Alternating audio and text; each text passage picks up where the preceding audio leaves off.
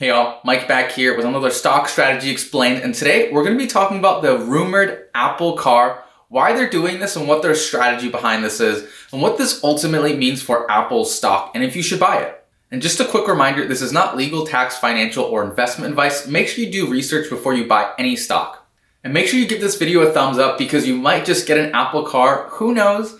And make sure you subscribe to this channel for more future updates on IPOs, product strategy, and stock analysis. And with that, let's get right into the analysis of the rumored Apple Car. So first off, let's begin what we do know and what's been reported about the rumored Apple Car. So it first started off with Project Titan, which was a very ambitious project by Apple in 2014, 2015 to basically create a full-fledged electric car that was also autonomous. In about 2018, 2019, they actually started winding down this project and actually started to scope down the project from a full-fledged production car to mainly just autonomous technology that could be integrated into outside cars like a Ford or a Honda or a Toyota, similar to Apple CarPlay and how it's integrated now into cars. However, Apple is actually rumored to be aiming for a full-fledged production car by 2024, and this is huge. This basically means that they're reviving their full-scoped Project Titan, which not only includes autonomous software, but also includes a full production car under the Apple brand. Basically, Apple's going to be making a full car experience.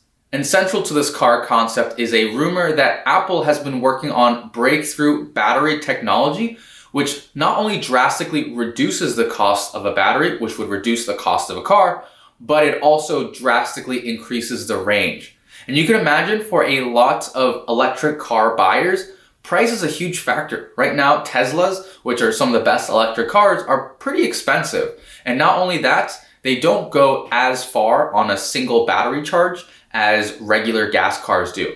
And if Apple can solve these two problems, that will be huge for a lot of new electric vehicle owners.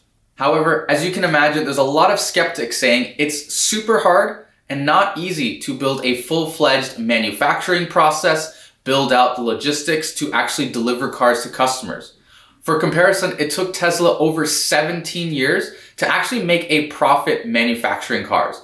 So the basic premise is manufacturing cars is not easy and it takes a lot of expertise and a lot of fine-tuning. However, there are rumors that Apple will not be manufacturing their own car and instead will be partnering with another manufacturer to actually produce these cars. And to me, that actually makes the most sense, especially since they're aiming for 2024 production. That's about 3 to 4 years from now. And realistically, you can't really produce and design and manufacture and deliver a car in 3 to 4 years. That's just really, really tight. And so depending on a third-party manufacturer to actually manufacture the Apple Car makes a lot of sense to me. The report does say, however, that there still is a chance that Apple could scope down their Project Titan.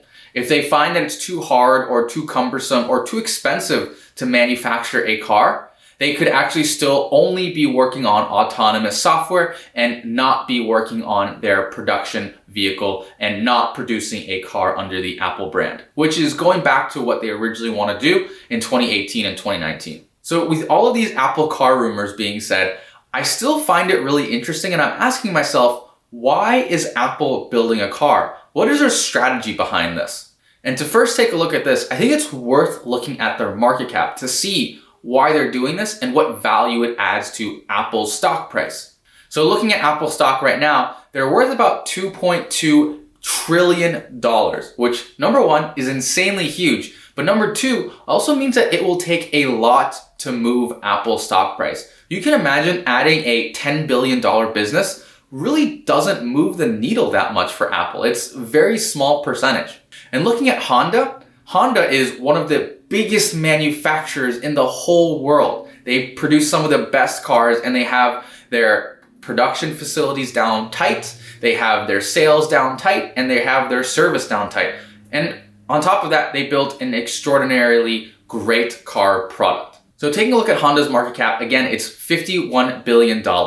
And if we assume that best case scenario, Apple can build a car business that is the same as Honda's business, so $51 billion, we can see that this really only adds 2% to Apple's market cap. That means if the Apple car is as successful as the whole Honda business, Apple will only add 2% of their market cap, and that means Apple's stock price will only go up 2%, which is really nothing.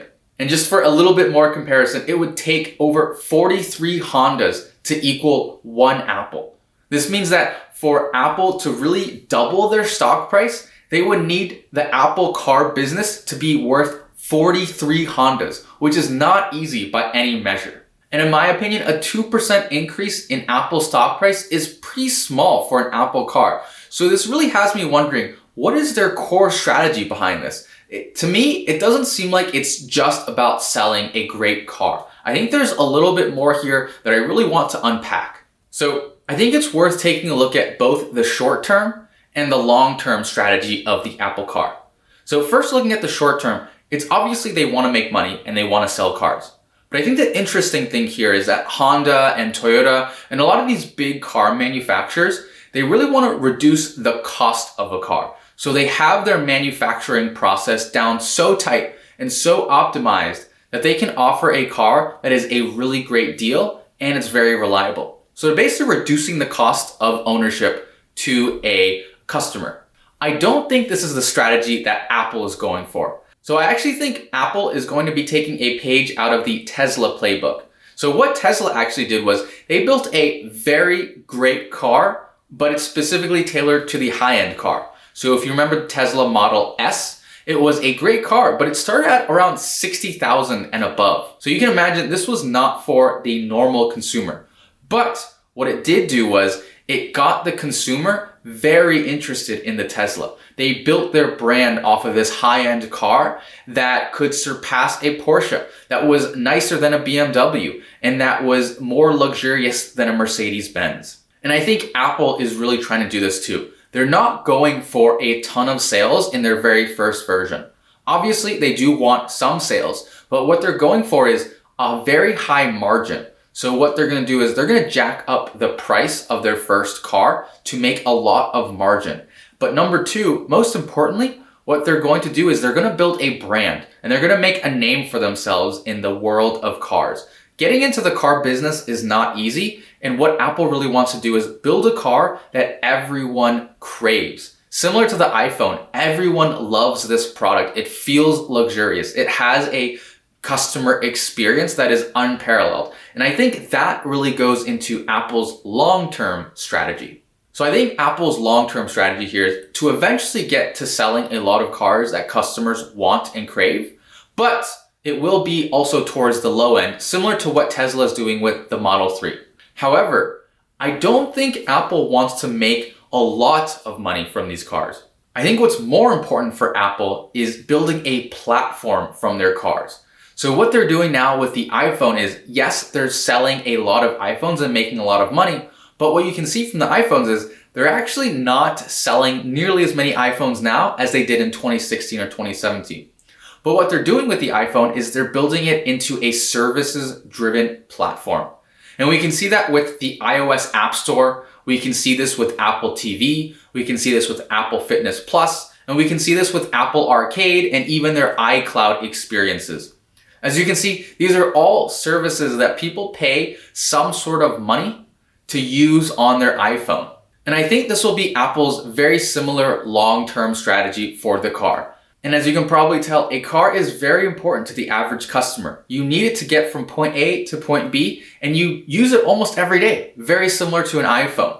And so what I think Apple's long-term strategy here is, just like how they sell apps and how they sell services on their iPhone, I think they're going to do the same with the Apple car. So you can imagine Google Maps as an app could definitely live inside of a car, and Google might need to pay Apple a small fee to be in the Apple Car App Store. Another good example is Uber and Lyft. There are currently apps on the App Store, which is the platform for iOS, but you can imagine a ride-hailing or taxi service that's directly built into the Apple car, and Apple could even build their own taxi service and charge their own fees. So again, they're really building that platform for taxi services and ride-hailing. And you could also imagine this with food delivery. Right now, DoorDash is an app on the phone, but it could be an app on the Apple car, or Apple could even create their own food delivery service. And my favorite is an AR windshield. What if you could see driving on the freeway some landmarks, or if you could see gas prices? I think that would also be really awesome and really amazing.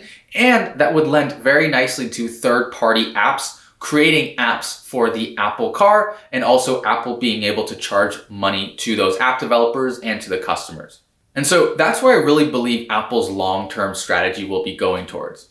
So just a quick recap, in the short term, I really see them making a great car, making a few sales, but really building their brand inside the car industry. I really see them charging what I call an Apple tax on cars, making a lot of margin on their first version, but really building this high-end, craveable experience that customers had, which is very similar to Tesla's playbook, very similar to their iPhone playbook too. But I think that will lend itself very nicely to Apple's long-term strategy, which is to create the consumer demand and eventually sell a lot of cars, similar to what they're doing now with the iPhone, after they've built the best-in-class experience and turn that Apple Car into a platform for app developers and for Apple to even provide more services long-term. And so this ultimately begs the question, what does this mean for Apple's stock price and market cap? And should you buy Apple stock because of the Apple Car?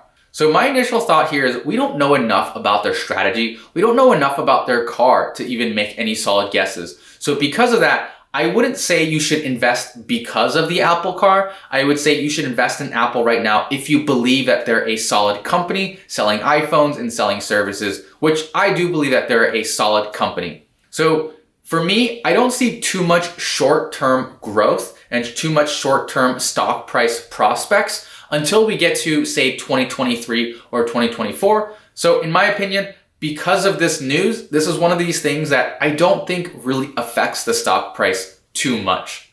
And so with that wraps up my analysis of the Apple Car, what Apple's strategy is with them, and how it affects their market cap and stock price. And if you like this video, make sure you give this video a thumbs up. Comment down below, what do you think of Apple's car, and would you buy an Apple Car? And make sure you subscribe for more future updates. And remember, before you buy any stock, make sure you understand their product strategy, and most importantly, make sure you make money. Peace.